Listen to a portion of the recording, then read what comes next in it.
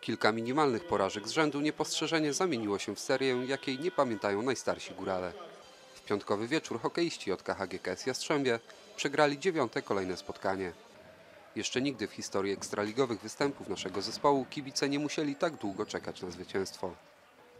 Paradoksalnie początek meczu rozbudził nadzieję, że impas zostanie wreszcie przełamany. Gospodarze z animuszem ruszyli na bramkę Misiena, który w 7 minucie skapitulował po akcji wracających do drużyny po kontuzjach Kulasa i Danieluka. Natychmiast jednak przypomniał o sobie największy obecnie grzech Jastrzębian, czyli fatalna gra w defensywie. Kibice cieszyli się jeszcze z gola Kulasa, gdy znakomite podanie na wolne pole otrzymał Śliwiński i po zaledwie 40 sekundach znów mieliśmy remis. Goście postanowili nie czekać na rozwój wydarzeń i poszli za ciosem, w efekcie czego w 14 minucie zobaczyliśmy kopię poprzedniej sytuacji, przy czym tym razem idealną asystą obsłużony został Tarasuk. Kluczowa dla rozwoju wydarzeń okazała się druga odsłona, na początku której będący w uderzeniu goście ukuli po raz trzeci, tym razem za sprawą ładnego strzału Brauna. 2 bramki różnicy to stosunkowo bezpieczna przewaga, chyba że nagle przez ponad 100 sekund gra się w podwójnym osłabieniu i tu przechodzimy do punktu kulminacyjnego tego meczu. Najpierw Kostecki poturbował przy bandzie Plichtę, w rezultacie czego Czech przez kilka minut dochodził do siebie. Chwilę później na ławkę kar za wystrzelenie krążka powędrował Spról. Jastrzębianie mieli prawie 2 minuty gry w podwójnej przewadze i niestety koncertowo je zmarnowali. Dopiero w samej końcówce obu kar słupek bramki Misiena obił Latal. Ale to nie koniec dramatu, ponieważ po błyskawicznej kontrze gości Zabolotny musiał wyciągać gumę z siatki po raz 4.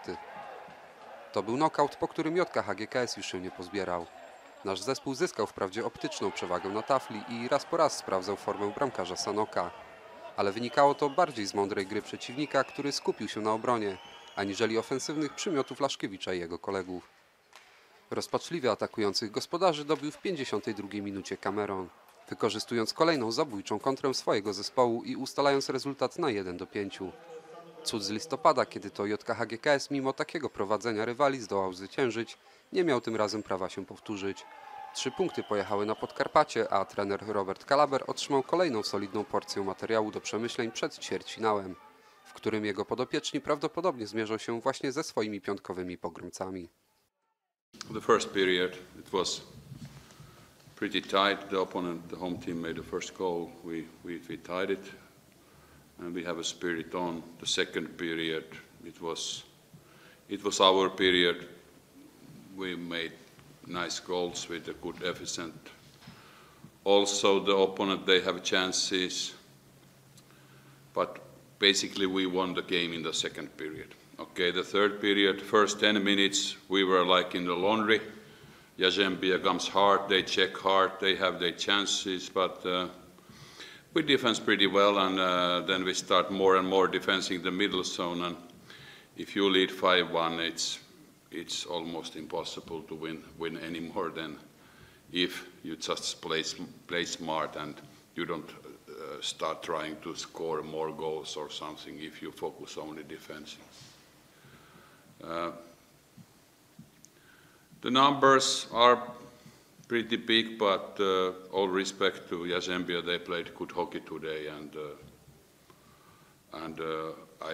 I only wonder why you have so many losses in a row, because I like the hockey what you are playing here. It's beautiful hockey and skillful hockey, and good speed, physical. Yeah. And looks like that we will meet in the playoffs, and it will be a new war then. Yeah, I like this game, and I like how my team has a character at the moment. Even we are behind, we come and we make after 1-0 we make next 5 goals, and that's it. My sme začali dobre spotkanie, prvých 10 minút bolo dobre taktických, zdobili sme bránky na 1-0 a namiesto toho, aby nám to pomohlo a išli sme psychicky nagoru, bohužiaľ 2 blendy, raz situácia 3-3, kde sme dostali gól do pustej brány. Druhý blend znova v rohu našej terci, situácia 2-2, prehratý súboj a voľný hráč, obranca Tarasuk, ktorý nedal Zabolotnému šancu. A takáto vec zapôsobí na mužstvo. Rozhodujúci moment Převága 5-3, bohužiaľ Slupek, aj keď málo strelby, ale šanca tam bola, skočil hráč z boxu a dostali sme gól na 3-1. Od tej doby bol Sanok lepším mužstvom, hlavne v súboji 1 na 1. Samozrejme, potom už naši hráči chceli sa so spotkaním s Vínikom niečo zrobiť, ale bohužiaľ začali hrať individuálne, nedali sme si žiadne dobré podania a vytvorili sme si minimum šanci.